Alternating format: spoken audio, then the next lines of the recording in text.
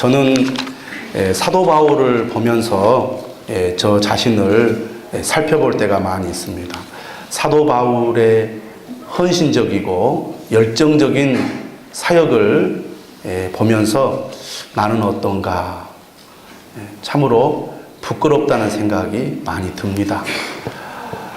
여기에 서서 성도들 앞에 하나님의 말씀을 전할 자격도 없는 너무나 죄 많은 부족한 자임을 사도 바울을 통해서 더욱 많이 느끼는데요. 오늘 우리가 읽은 사도 바울은 사도 바울의 이 말씀은 사도 바울의 고별 설교라고 할 수가 있겠습니다. 사도 바울은 3차에 걸쳐서 전도 여행을 하는데 3차 전도 여행을 마치고 지금 예루살렘으로 가려고 준비하고 있습니다. 그러는 가운데 에베소 교회 장로들을 밀레도라는 도시로 불렀습니다. 부른 이유는 에베소 교회에 대한 염려 때문이었죠. 바울은 3차에 걸친 전도 여행 가운데 에베소 교회에서만 특별하게 오랫동안 머물러 있었습니다. 무려 3년 동안이나 사도 바울은 에베소 교회에 머물러서 성도들에게 복음을 전하고 말씀을 가르쳤는데 2년 동안 두란노 소원이라는 곳에서 제자들을 따로 세우고 날마다 하나님의 말씀을 가르쳤습니다. 이처럼 오랫동안 말씀을 가르친 곳이기에 이제는 내가 할 것을 다 했으니 걱정할 것이 없다. 이제는 안심이다. 그럴 것 같은데 오히려 오랫동안 사역을 했던 에베소 교회에 대한 염려가 사도 바울의 마음에 매우 컸습니다. 오늘 우리가 읽은 본문 뒤편에 보면은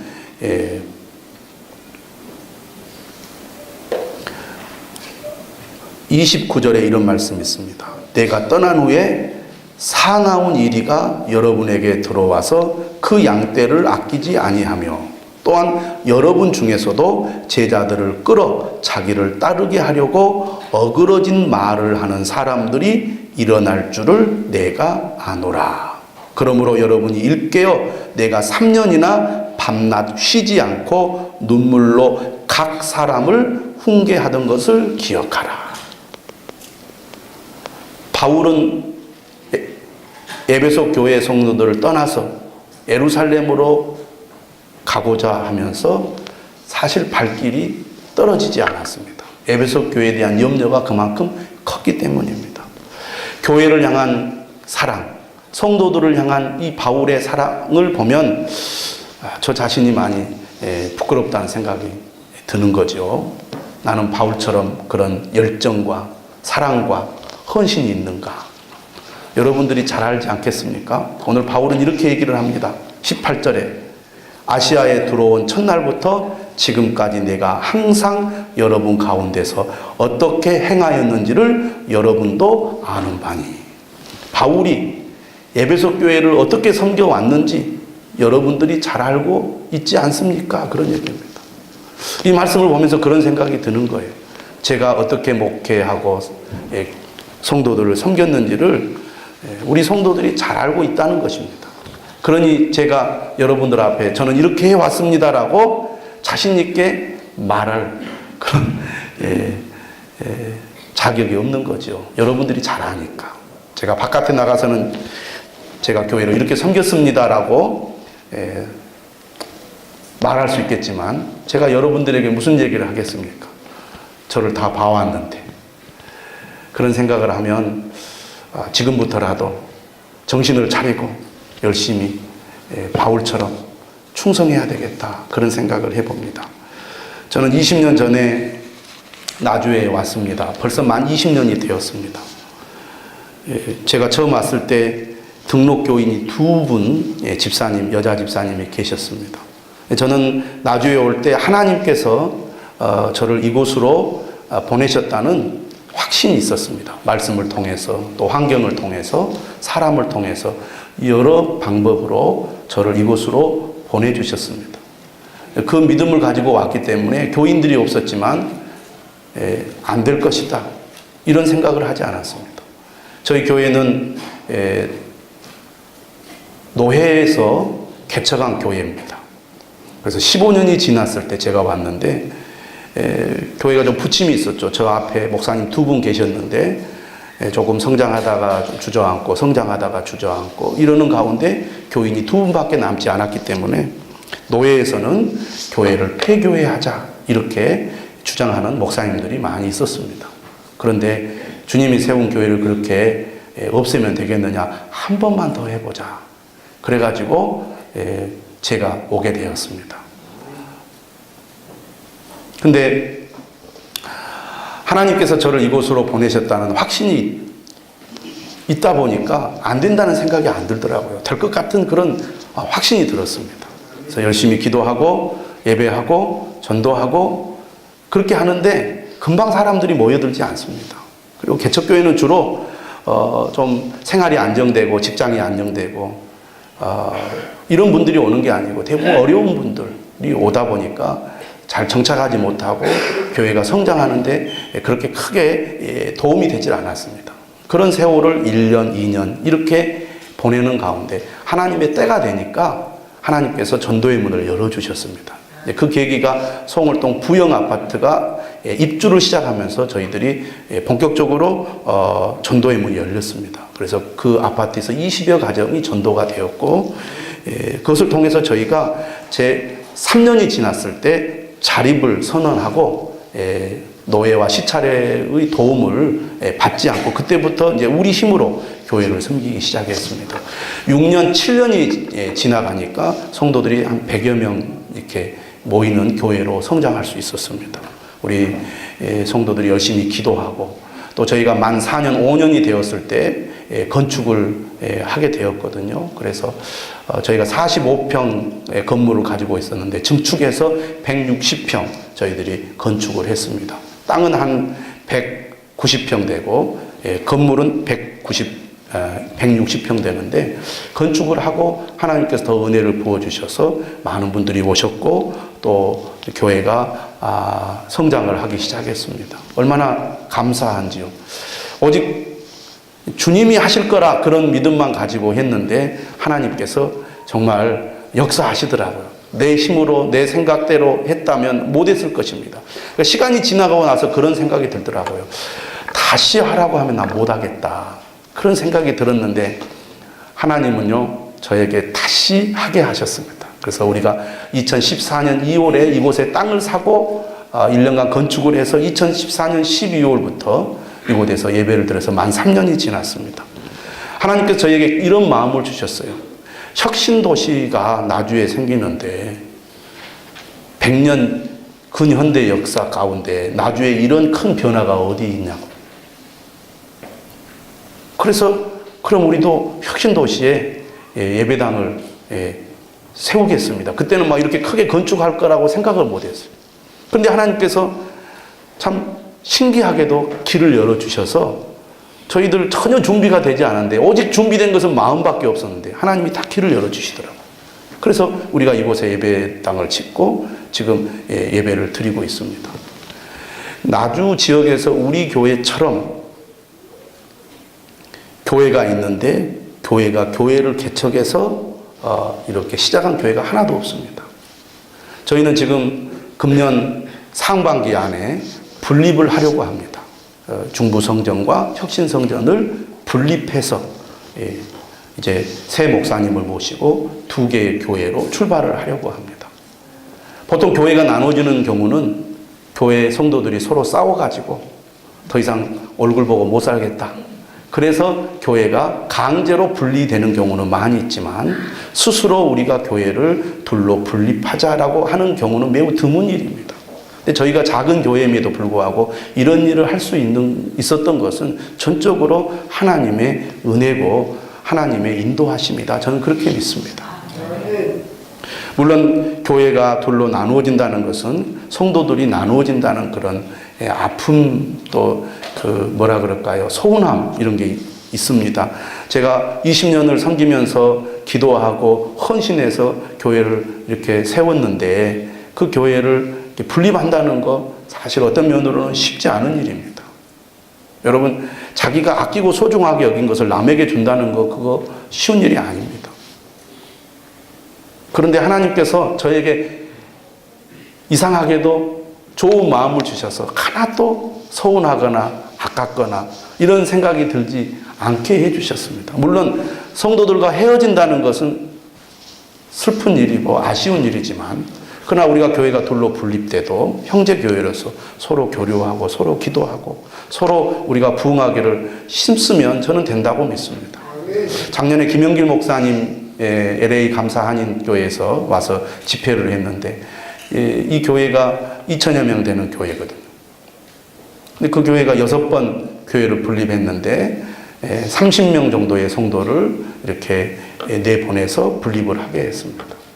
그러나 우리처럼 이렇게 땅을 사서 건물을 이렇게 온전하게 갖추고 있는 교회로 사실 분립한다는 것은 드문 일이죠.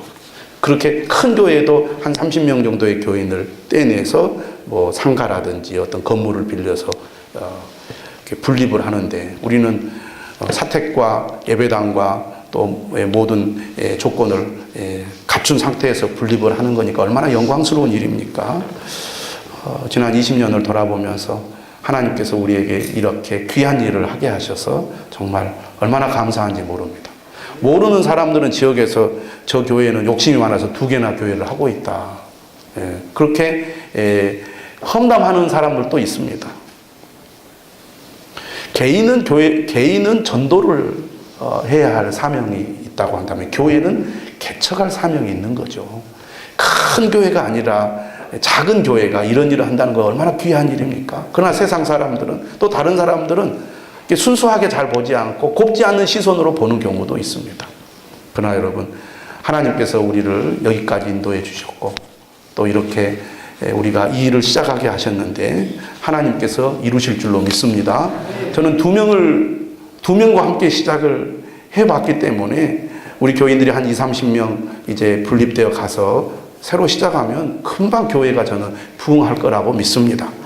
우리가 함께 기도하고 함께 우리가 열심으로 주님을 섬기면 되지 않느냐, 그런 생각을 해봅니다. 오늘 말씀을 보면서 저는 제 자신을 돌아보았습니다. 바울은 어떤 사람이었습니까? 첫날부터 지금까지 항상 성도들을 변함없이 섬겼던 사람입니다. 그런데 저는 20년을 섬기면서 얼마나 제가 성실하게 최선을 다했는가, 그러지 못할 때가 많이 있었거든요. 때로는 낙심하고, 때로는 좌절하고, 때로는 그만 둬야 되나, 이런 생각들도 사실 많이 했습니다. 그런데 하나님께서 저를 붙들어 주셔서 여기까지 오게 하신 것 같아요. 조금 낙심해서 이렇게 주저앉아 있으면 하나님 일으켜 주셔서 다시 하게 하신 거죠. 저희가 혁신도시에 예배당을 짓고 이렇게 교회를 시작한 것도 제가 은혜가 충만해가지고 정말 뭐든지 맘만 먹으면 할 수 있어, 이런 막 충만한 상태에서 일을 시작한 게 아니라, 하나님 제가 너무 힘들어요. 제가 한 교회에서 15년 이상 섬겨오는데 저도 지쳤어요. 성도들도 말도 잘 안 들어요. 떠나는 성도들이 계속 있어요. 교회가 어떻든 한 6-7년 됐을 때 100여 명 이렇게 부흥했는데 거기에서 더 막 성장해야 되잖아요. 그런데 막 성장하는 게 아니라 점점 정체되더니 서서히 이렇게 하락하더라고요.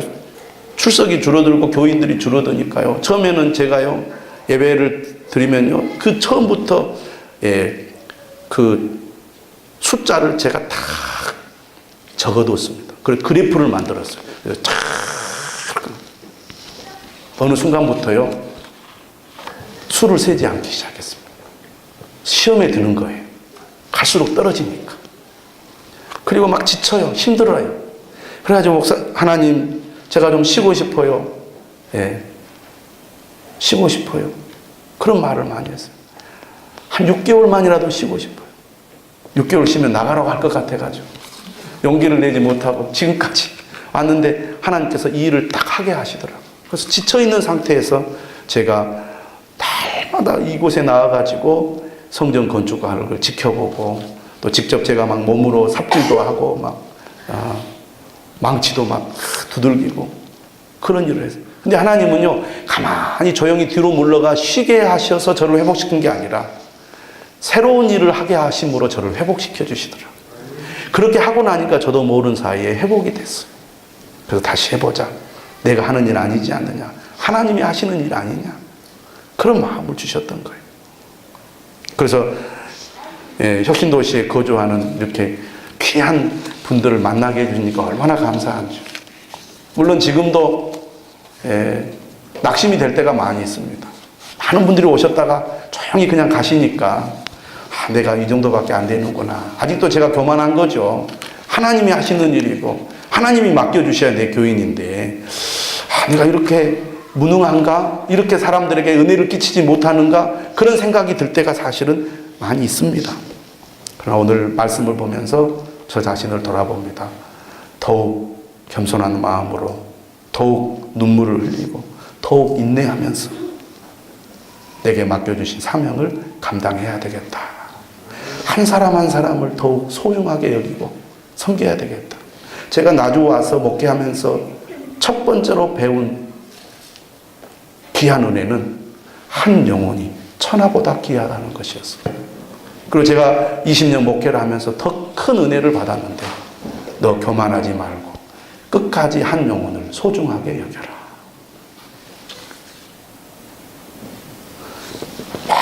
성도들이 모여들고요. 앉을 자리가 없어가지고 예배를 1부, 2부, 3부 예배 드리고 교회를 다시 지어야 하고 그렇게 부응했더라면 저도 모르는 사이에 교만해졌을 거예요.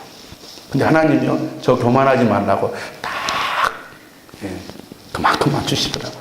하나님 감사합니다. 한 영혼이 얼마나 소중한지 몰라요.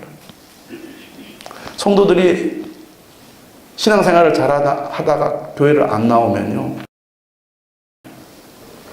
막 그렇게 가슴이 아플 수가 없어요. 마음이 아파요. 어떨 때는 잠을 잘 자지 못할 때가 많습니다.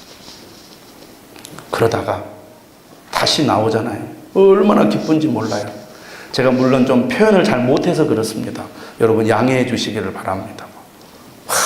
막 이렇게 못해요. 근데 속으로는 얼마나 제가 기쁘고 감사한지 몰라요. 제가 목회를 하면서 정말 감사한 것은 다른 것이 감사한 게 아니에요.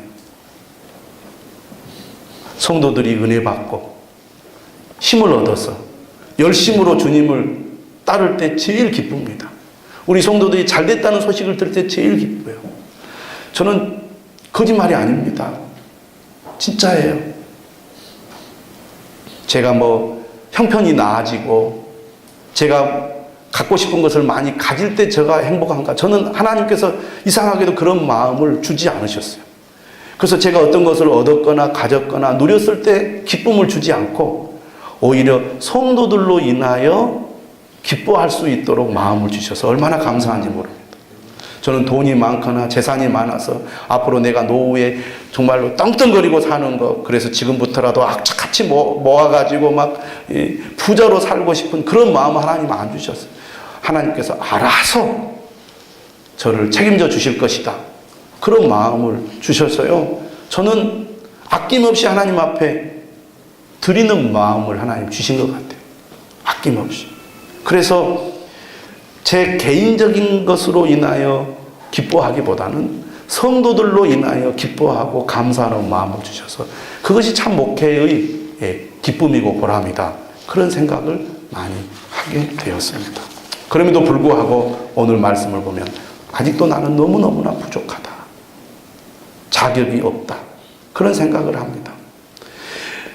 그런 생각을 하면서 이렇게 예배를 인도하다 보면 어떤 생각이 드느냐. 참 감사하다. 우리 성도들이 나같이 부족한 사람에 전하는 말씀 들으려고 주일이면 어김없이 예배를 드리러 오니까 얼마나 감사한지 몰라. 토요일날 그런 생각을 해요. 주중에 교인들이 잘 교회를 안 나오잖아요. 새벽 기도에도 별로 많이 안 나오고 주중 예배도 많이 안 나오고 금요 기도에도 많이 안 나오고 그러다 보니까 우리 성도들이 다 어디에 다 있지? 이분들이 주일이면 예배 드리러 올까? 주말이면 그런 걱정을 해. 주중에 얼굴 보기 힘드니까. 또 말도 잘 안 들어요. 그러니까 주일이면 올까? 이런 걱정을 사실 합니다. 근데 주일이면 어김없이 이렇게 오셔가지고 예배를 드리고 부족한 이 종이 전하는 말씀을 들으니까 참 한편으로는 죄송하기도 하고 얼마나 감사한지 모릅니다. 이게 다 하나님의 은혜다. 예, 저는 그렇게 믿습니다. 제 얘기를 많이 했는데요. 오늘 사도 바울이 에베소 교회에서 3년 동안 목회하면서 자신을 회고하는 얘기를 하고 있습니다. 어떻게 보면 자랑처럼 들리는 얘기입니다. 그런데 바울이 이렇게 자기의 사역을 회고하는 목적은 자랑하기 위해서가 아니죠. 에베소 교회의 지도자들, 장로들이, 직분자들이 바울을 본받아서 에베소 교회를 잘 섬기도록 하기 위해서 바울은 자신의 사역을 회고하고 있습니다. 바울의 에베소 사역 회고의 내용을 보면 첫 번째는 그의 인격과 성품이 잘 드러나는 것을 볼 수가 있습니다. 목회자로서의 자질이 무엇이어야 하는지를 잘 보여주고 있는 말씀입니다.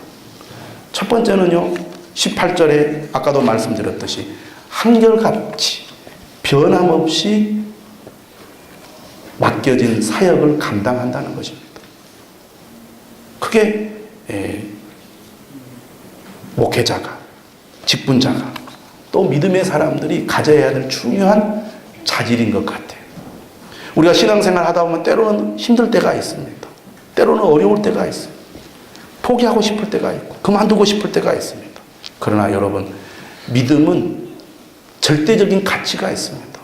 이 세상에 그 무엇과도 바꿀 수 없는 절대적인 가치를 가지고 있는 것이 우리가 믿는 믿음인 줄로 믿습니다. 다 포기해도 우리는 믿음을 포기할 수 없어요. 우리에게 생명이기 때문입니다. 마찬가지로 주님을 섬기는 것도 그런 것 같아요. 그래서 사도 바울은 변함없이 한결같이 어려움이 있고 위기가 있고 고난이 있어도 변함없이 주님을 섬기고 교회를 섬기고 성도들을 섬기는 일을 했습니다. 두 번째로는 사도 바울은 겸손한 마음으로 교회를 섬기고 성도들을 섬겼습니다.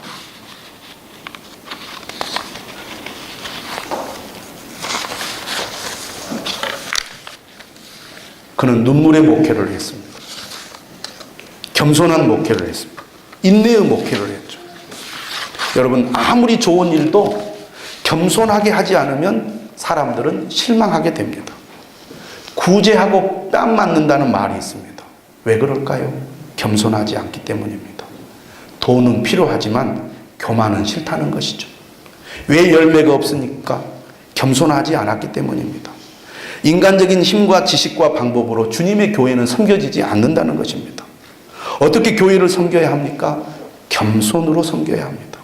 한두 가지 겸손이 아니라 오늘 말씀대로 모든 겸손으로 섬겨야 한다는 것이죠. 무엇이 겸손입니까? 그것은 자신을 생각하지 않는 것입니다. 자기가 드러나는 것은 겸손이 아니죠. 자기가 죽어야 겸손입니다. 예수님 뭐라고 말씀하셨습니까? 나를 따라오려거든 자기를 부인하고 자기 십자가를 지고 나를 따르라고 말씀하셨습니다. 내 주장, 내 생각, 내 방법으로 밀고 가면 겸손할 수가 없죠. 일하면서도 스스로 갈등이 있고 남에게 갈등을 주는 것은 결국 겸손하지 못하기 때문입니다. 내 것을 자꾸 주장하기 때문에, 내 방법을 자꾸 설득하려 하기 때문에 문제가 생기는 것입니다. 겸손은 주님을 생각하는 것이죠. 주님은 이런 경우에 어떻게 생각하셨을까? 주님은 이런 경우에 어떻게 행동하셨을까? 주님의 생각과 주님의 방법을 생각하는 것, 이것이 겸손이라는 것입니다. 마가복음 11장 29절에서 예수님 말씀하시죠. 나는 마음이 온유하고 겸손하니 내게 와서 배우라. 겸손을 어디서 배울 수 있습니까? 주님에게서 배울 수 있습니다. 주님만을 생각하고 주님만을 바라보고 주님의 뜻만을 생각하면 그것이 겸손이 되는 것이죠. 바울은 자기 스스로를 가리켜서 예수 그리스도의 종이라고 표현을 했습니다. 우리는 종이죠. 종이 무슨 할 말이 있습니까? 종이 무슨 감정이 있고 무슨 자기 주장이 있습니까? 시킨 대로 하는 것이 종이죠. 이런 의미에서 참된 겸손이란 자기 포기라고 할 수 있습니다. 그리고 온전히 그리스도만을 신뢰하는 영적인 태도죠. 사도 바울은 이러한 겸손한 마음으로 주님을 섬겼습니다. 두 번째로 사도 바울은 눈물로 주님을 섬겼다고 했습니다. 그는 눈물의 목회를 했죠. 눈물이 언제 납니까? 머리로만 이해하면 눈물이 나오지 않습니다. 눈물은 가슴으로 이해할 때 나오는 것입니다. 저 사람은 왜 저렇게 하지? 왜 저렇게 행동하지? 판단하고 평가하면 눈물이 나지 않죠. 주님의 마음으로. 그를 사랑하는 마음을 가질 때 눈물이 나는 것입니다. 불쌍히 여기면 눈물이 나죠.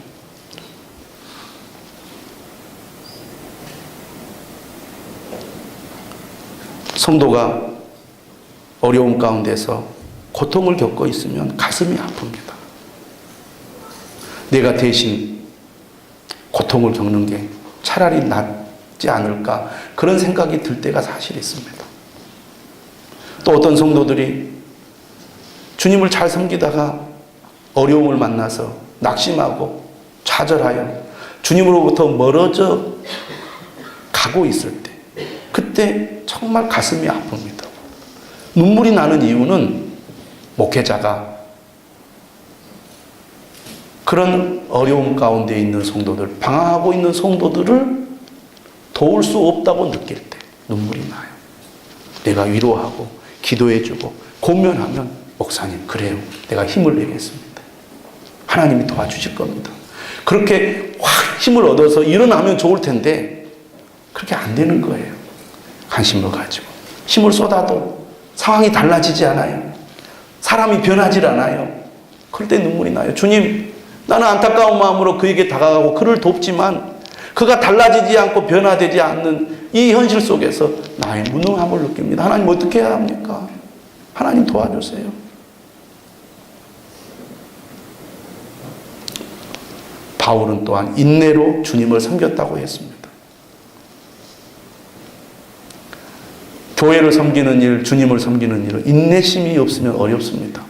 우리가 주님을 믿으면 모든 것이 만사형통하고 모든 것이 척척척 잘 되면 좋겠지만 신앙생활 하다 보면 반드시 어려움이 있고 고난이 있어요. 그때 위기가 찾아옵니다. 그만둬야지. 믿는다고 뭐 다를 게 뭐가 있어. 잘 되는 게 뭐가 있어. 이런 생각이 들고 반항심이 생기면 떠나버리려고 합니다. 주님을. 목회를 하다 보면은요, 열심히 성도들을 위해서 기도하고 그들을 말씀으로 양육하고 가르칩니다. 제가 성도들을 양육하면서 갖게 되는 보람은 뭐냐면 성도들이 변하는 거예요. 얼굴이 밝아집니다. 눈빛이 달라져요. 행동이 달라질 거예요. 하나님 감사합니다. 내가 무엇이길래 이들에게 주님의 말씀을 가르쳤더니 이 사람들이 은혜를 받고 막 주님을 열심히 섬기겠다고 이렇게 일어나는 모습을 보니까 참 보람 있고 행복합니다. 그렇게 제가 하나님 앞에 기도를 해요. 그런데요, 목회를 한 20년 한 교회에서 해보니까요,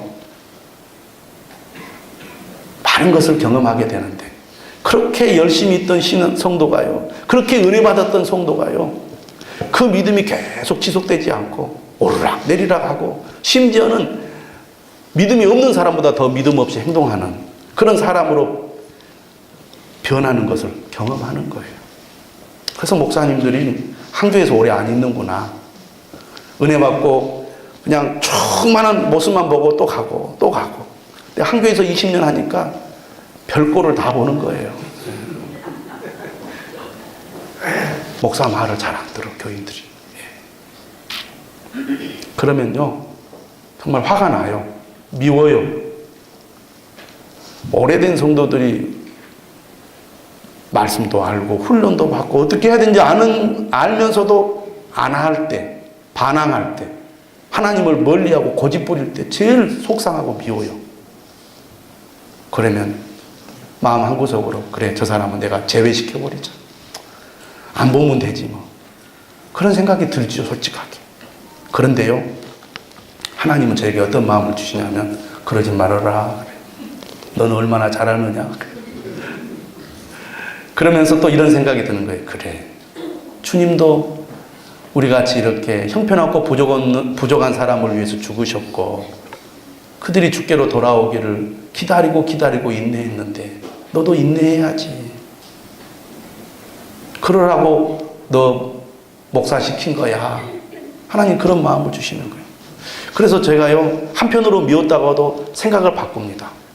어떻게 하면 저 사람이 다시 힘을 내서 열심히 하도록 도울까? 저 사람 어떻게든지 하게 만들어야지. 못한다고 내가 짜증내고 미워하고 화내지 말고 저 사람이 정말 주님의 은혜 아래 살 수 있도록 내가 끝까지 도와야지. 그렇게 생각하니까 마음에 여유가 생기더라고요. 미운 마음이 사라져요. 더 사랑해야지. 인내를 배우며 목회를 하면서. 그래서 어떤 분이 조금 열심히 하다가 주저앉으면 제가 그것 때문에 실망하지 않고 어떻게 하면 저분을 내가 도울 수 있을까? 그 생각을 하게 됩니다. 감사하지요. 사람은 자신을 보지 못하고 남을 보고 판단할 때가 많습니다. 저도 마찬가지죠. 저는 형편없으면서 성도들이 못한 것만 보고 뭐라고 하면 얼마나 그게 한심한 일이게. 성도들도 저 다 아는데 뭐 제가 얼마나 부족한지 아는데 내가 성도들 보고 똑바로 하라고 할 그런 자격 어디 있겠어요. 서로 도와야지. 그래서 끝까지 사랑하자. 끝까지 섬기자. 못하고 있는 사람 못한다고 실망하지 말고 어떻게 하면 조금이라도 한 발짝 한 발짝 주님 앞에 더 나아갈 수 있도록 할까? 기도하면서 생각하고 돕자. 그런 생각을 하나님이 하게 하셨습니다. 바울은 항상 변함없이 한결같은 모습으로 겸손한 목회, 눈물의 목회, 인내의 목회를 했는데 저는 그런 의미에서 많이 부족하다고 생각합니다. 그러나 바울을 보면서 다시 마음을 다잡습니다. 저는 여기 있는 여러분들도 바울과 같은 심정으로 주님을 섬기고 교회를 섬길 수 있기를 주님의 이름으로 축원합니다. 오늘 본문 얘기는 할 것이 많이 있지만 마지막 24절만 여러분들에게 말씀을 드리고 싶습니다. 우리 다 같이 한번 읽어보겠습니다. 시작.